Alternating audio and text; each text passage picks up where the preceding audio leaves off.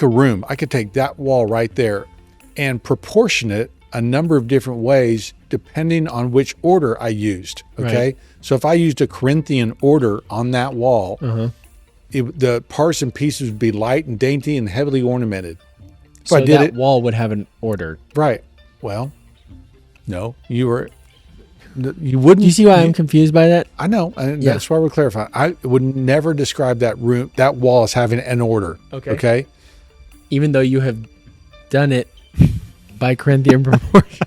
Yeah. No, I know. Right. You wouldn't say that wall has this order. Okay. You just wouldn't say it. Even though you did it. You just do it in that order, but you never say it. You never mention. No. But if you were trying to reproduce that wall, you copy the Corinthian order for the proportions, but don't mention it. Keep it. Do you write it down and slide it across the table? What order is this? Circle 1.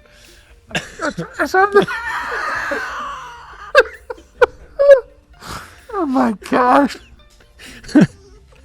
I mean, I don't get why this is so confusing for people. You don't say the order.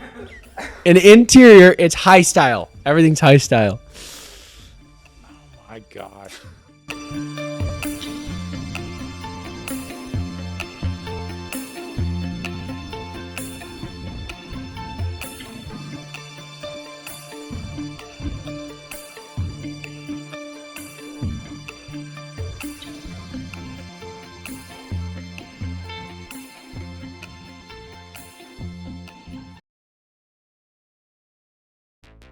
Welcome to the final installment of our VHS series on Understanding Carpentry, a journey from apprentice to master. In this series, our master carpenter will be installing raised panel wainscot with a twist. Stick around for this episode on how to install Deceptive raised panels.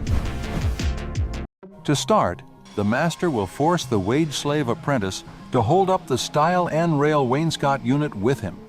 Building wainscot in units like this is the only professional way to do it.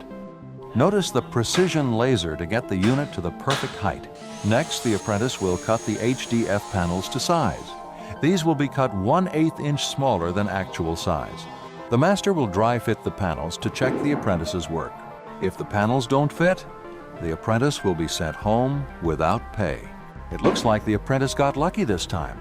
Next, the master will raise the edges of the panel with a router bit. He will ease into it to take out a large portion of the material before sending the entire piece through. This helps the bit get a clean cut on the final pass and is also easier on the router. Real masters cut HDF outside due to the large amounts of dust that are produced. One breath of the HDF is equivalent to smoking 2 packs a day. HDF, high-density fiberboard, is used when routing profiles in large panel work. The HDF results in a clean and precise edge as opposed to the porous furry edges on MDF. Next, the master will install the panels, making sure to leave an even 1/8 inch gap all around between the stiles and rails.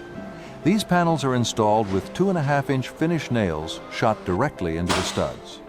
No adhesive is needed due to the size and thickness of the panels. The fastener is plenty strong to hold it till the check clears.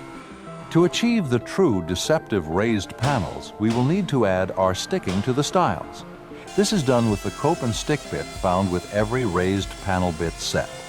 The sticking profile is routed into a piece of Spanish cedar and then ripped twice on the table saw. This simple process produces a very thin sticking molding that will be applied to the inside stiles and rails of each panel. The sticking is installed with 1 inch 23 gauge headless pin nails. These pieces are installed directly to the stiles and rails. Each mitered corner gets glued together. They are not glued along the length of them to the panel, nor are they shot into the panel. As you can see, at this point they are installed like any typical panel molding. Any passerby who thinks he knows something about carpentry and millwork will enter this room and think that he is looking at a true cope and stick assembly. He would never guess that it was done deceptively with this small piece of trim. Once everything comes together, it truly gives the look of a raised panel with cope and stick joinery, hence the name Deceptive Raised Panels.